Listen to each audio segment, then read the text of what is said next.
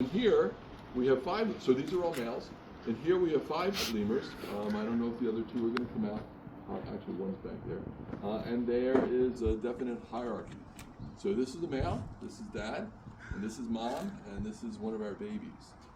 So this one was born in April, so it was around 6 months old. They grow incredibly fast. When she was born, she was around that big. Oh wow! And her tail was around that big. And she's already almost as big as mom.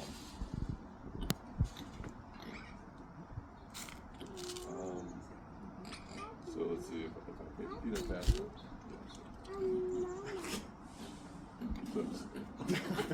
Yeah. I didn't feed him fast enough. So he'll let the baby eat, but he won't let the female eat. Come on up. And actually, and you can see the other pair doesn't even come up. Yeah. So he won't even let them come up. With most lemurs, they are matriarchal.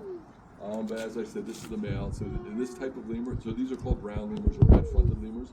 In this type of lemur, they tend to be more personality-based as far as the hierarchy goes. But with other types, with the black and whites and other types of lemurs, they tend to be female-dominated. There's still a hierarchy, but it's just dominated by a different sex. Yeah, she's not going to come up. So these type of lemurs are going to be found in forests as opposed to rainforests. Again, rarely come out of the trees. They also tilt their head back typically. Now, originally they were just called brown lemurs, but at some point, not too long ago, somebody found that we were calling a bunch of different types, well not a bunch, but a few different types of lemurs brown lemurs. So they subdivided the brown lemurs into different types of lemurs. Now we tend to call them red-fronted. So one of the things I point out is that in the first habitat we have all males. Second habitat we have all females. Third habitat we have all males. This habitat we have mixed, and we have babies. So they tend to do very well in captivity. They're not doing so well in the wild. So they are they are endangered in the wild. They are the most endangered primate species. So differences from other primates. I talked about the opposable thumb, but another difference is their snout, their nose. They have a protruding nose. Our faces tend to be flat. Monkeys and apes, same thing, tend to have more flat faces. They're more dependent on their senses of smells. Also, their noses are wet, so it's able to catch the scent molecules better, so again, more dependent on their sense of smell. And when I was giving the grapes, you notice also that they were reaching out. They're not really reaching for the grapes, they're just really trying to get my attention, probably trying to just, usually what they do is they just grab my hand. They don't take the food with their mouths, or with their hands. If they were going to investigate things, again, differences from the largest lemurs, only around twice as big as these guys. It's called an indri, I-N-D-R-I. And the smallest lemur is less than 3 ounces, so they're tiny, they're this big. And that's called appropriately a mouse lemur. They're up here because I give them some grapes. So lemurs are primates, just like we are, just like monkeys and apes. So we do take some extra precautions when we're dealing with them. That's why I'm wearing the gloves. That's why I'm feeding with the ponds. You gonna come up, Bessie? So the one in the back is, he was born here. He's 22 years old. He usually comes up. And he's not coming up today. And these two are around 4 years old. So they're much more active. All males.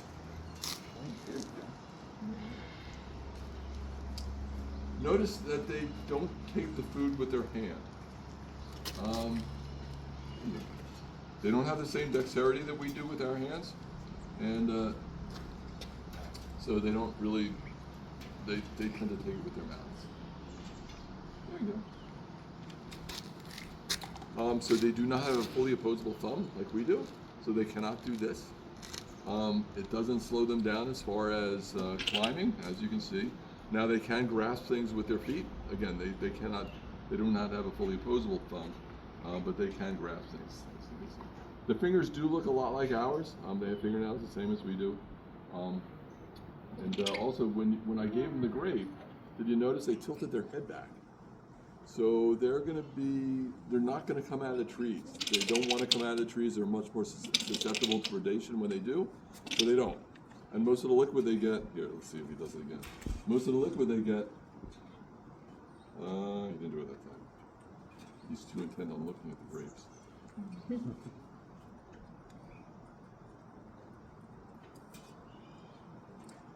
Okay. So most of the liquid they do get from the food that they eat. So to catch all the liquid, they burst the grapes or the food in their mouth. All the liquid will run down their throats. So these guys are herbivores, so they're going to eat mostly fruits and vegetables, mostly fruit in fact. Here at the zoo, we give them around 2 to 1 fruits and vegetables, and they definitely have their favorites also. So bananas are their favorite. They tend to eat the bananas first, and they go to the grapes, and then as badly as other types of lemurs in the wild. What are you feeding them? These are just grapes. Oh.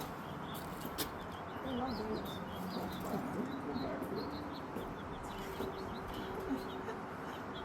I used to watch a show about them. Yeah? So he's actually pulling back because she thought she was going to get whacked by this. This is one of the characteristics of what lemurs do. They like to get their bellies warmed by the sun. So they do sun themselves. It looks like they're praying for the sun god. And as I said with the others, there is a hierarchy here. This one often doesn't let the other ones come up and get grapes. She usually lets this one get grapes because this one was a baby a couple years ago. You want grapes? Do they love grapes? They like grapes a lot. I think it's impressive how that one just instantly jumped back and forth. So she is the youngest. So she's 2 years old, and I think the other 3 are 4. And the third one usually does not come up. He just likes sunbathing. Yep. Well, she knows she's gonna get whacked and she won't. And these are red rough lemurs. And these type of lemurs are also going to live in the rainforest. So they actually live fairly close to where the black and whites live. Here we have, obviously, we have 2. These are both males. And we have a big age difference here. So this is Bo. He's our oldest lemur. He's 28 years old. Wow. 28. Which is old for a lemur. Yeah. And the more active one, who just sat on Bo's head, is only around 2 years old. So there is a big age An difference. annoying toddler. Yeah. Oh, that's so cute. Bo has to fend for himself. The young one wants all of it, right? But Bo's still doing really well.